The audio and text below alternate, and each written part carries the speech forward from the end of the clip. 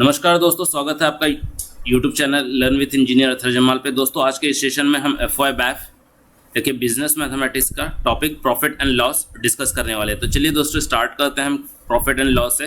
तो पहले समझ लेते हैं कि टर्मिनोलॉजीज जो इस फील्ड में यूज़ होती हैं प्रॉफिट एंड लॉस के जब प्रॉब्लम्स सॉल्व करते हैं, तो कुछ टर्मिनोलॉजीज हमें पता होनी चाहिए, जैसे कॉस्ट प्राइस। कि कॉस्ट प्राइस एक्चुअली क्या होता है? तो cost price is a price at which product is purchased और मैन्युफैक्चर। मतलब एक ऐसा पूरा मिला जुला के पूरे जितने पैसे आपको किसी भी चीज़ को बनाने में लगे हैं या किसी चीज़ को खरीदने में जितने पैसे आपके लगे हैं उसे क्या कहते हैं हम लोग? Cost price. इसे अगर शॉर्ट में लिखा जाए तो इसे CP भी लिखा जाता है, और ये से बाय प्राइस परचेसिंग प्राइस भी कहा जाता है, मैन्युफैक्चरिंग कॉस्ट भी कहा जाता है। देन सेलिंग प्राइस क्या होता है? The price at which article is sold, यानी जो भी आपने आर्टिकल प्रोडक्ट जो कुछ भी बनाया है आपने उसको आप कितने रुपए पे सेल कर रहे हो मार्केट में, that is your selling price. इसे शॉर्ट में लिखा जाता है SP।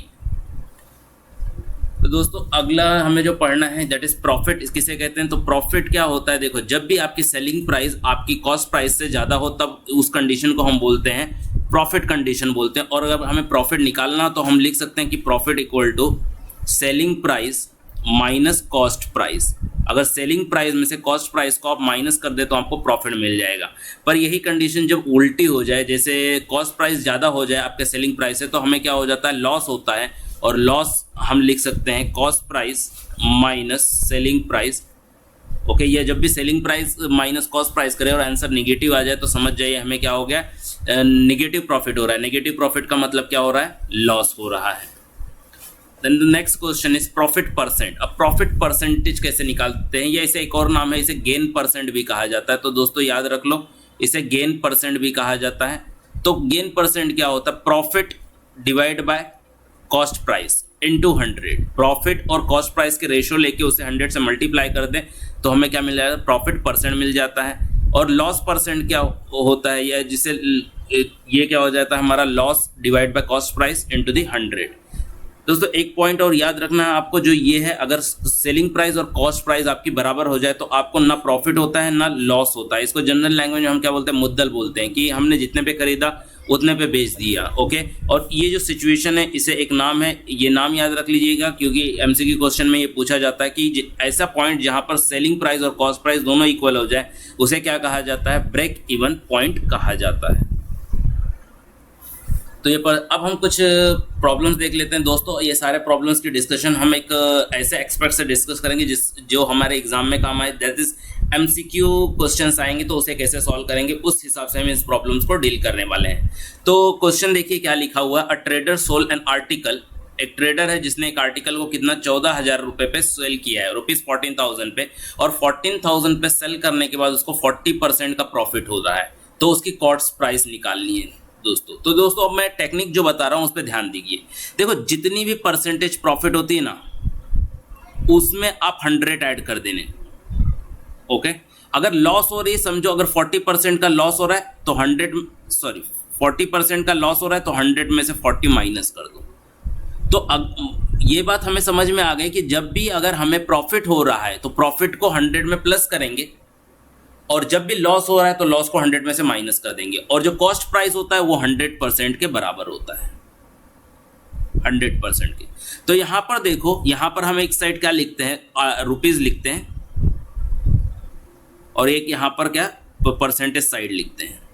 तो देखो ₹14,000। अब ये ₹14,000 मुझे कब आ रहा है? जब मुझे प्रॉफिट हो रही है 40% की, मतलब मेरा 100 + 40 140 हो गया। तो 140 के केस में मेरा कितना है? 14,000 रुपीज़ है। तो मुझे 100 कॉस्ट प्राइस मतलब 100% का केस, 100% के केस पे कितना होगा? तो मैं ये सपोज कर लेता हूँ ये मेरा X है। अब इस पूरे कैलकुलेशंस को हम परफॉर्म करेंगे तो हमें क्या मिल जाएगा? क्रॉस मल्टीप्लाई करके 14,000 into 100 whole divide by 140 equal to X। अब इसे सॉल्व कर लेते हैं तो ये 0 और ये 0 कैंसिल, 14 1 ज़ा 14 100, तो ये कितना आ गया? 100। तो अगर ओवरऑल कैलकुलेशन पे हमें मिलेगा 10,000। तो यही तो हमारा 100% वाला केस था। तो मतलब इसका मतलब क्या हो गया? मेरी कॉस्ट प्राइस कितनी है? 10,000। 10,000 हमारी कॉस्ट प्राइस हो गई।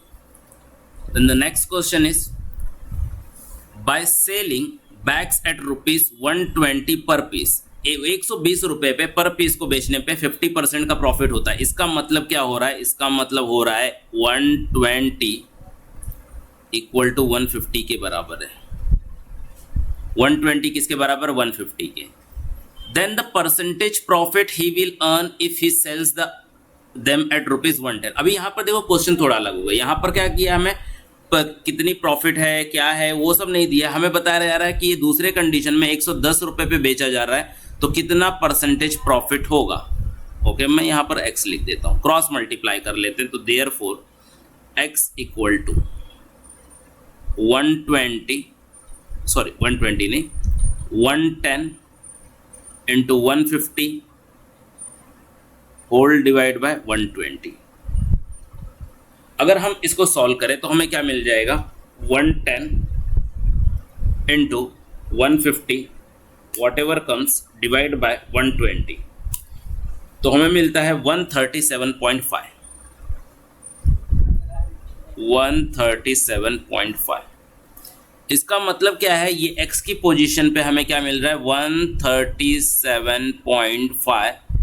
अगर इसे ध्यान से देखा जाए तो हमें पता चलता है कि यहाँ पर जो 100 है वो तो कॉस्ट प्राइस से आती है, हमें एक्चुअल प्रॉफिट जो है वो 37.5 का है। तो 37.5% एक्चुअल प्रॉफिट है मेरी, अगर मैं प्रोडक्ट को कितना 110 रुपीज़ पे सेल करूँ तो। Then the next question is, a person sold मतलब सेलिंग प्राइस। ओके, एक स्टोव है जिसे अगर 423 रुपए 423 पे सेल करें तो कितना 6% का लॉस हो जाता है। 6% का लॉस हो जाता है मतलब 100 माइनस 6 मतलब 94। 94 किसके बराबर है? 423 के बराबर है।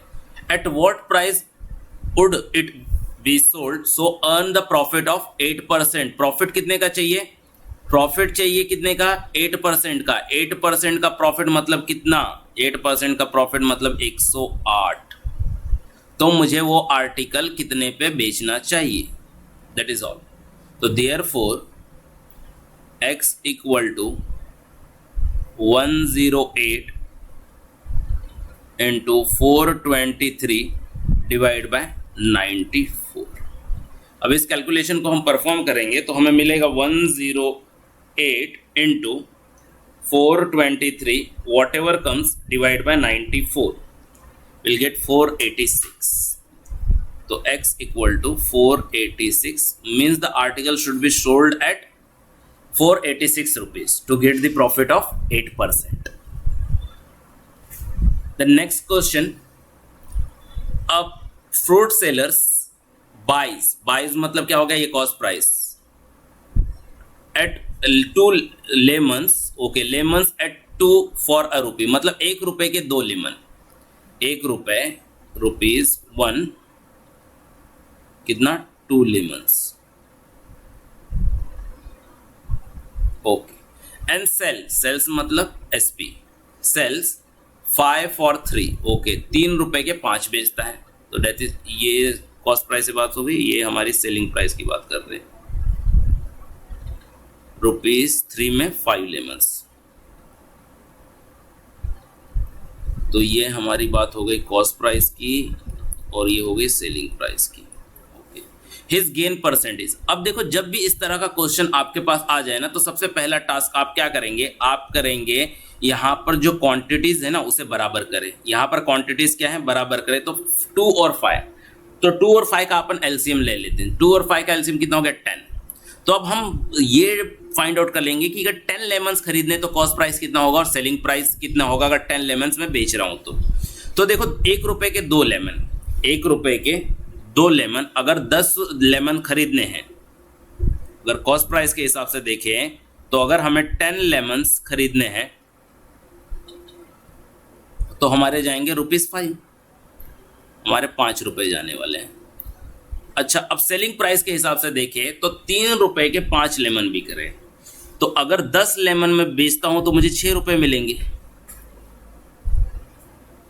लेमन्स। तो यहां पर कितने? ₹6।